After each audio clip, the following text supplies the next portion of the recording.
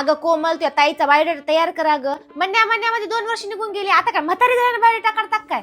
बर, नाव काय टाकू ताईचं? छकुली टाकू? अगं येडे, खरं खरंच नाव टाक, टिशीवरचं पार्वताबाई टाक.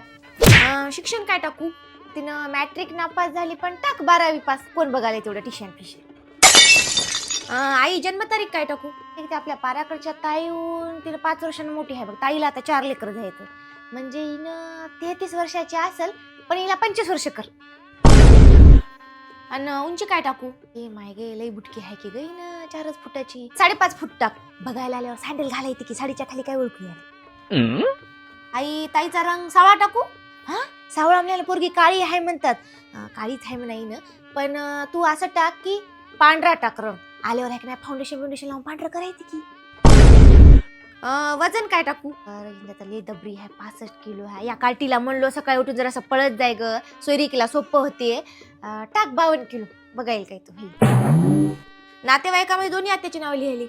मा एकाच आत्याचं टाके, त्या भिकार सांगवीच्या एक ना भानकुदळ आत्याचं नाव टाकू नको. त्या गावात तू आत्यानं सगळ्या गावाला भांडून काढले. ते सोयरी म्हणतील हे सोयरी बी भानकुदळ हात, नको, एकच आत्या. छंद काय टाकू? छंद टाक, शिलाई करायला आवडते, स्वयंपाक करायला आवडते, घरचं काम करायला आवडते.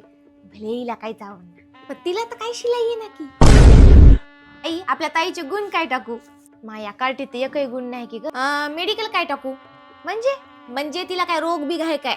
माईला टीबी आहे की र, पण बघायला ना खोकू लागल्या ना म्हणायते कालच आहे की नाही सर्दी झाली म्हणून.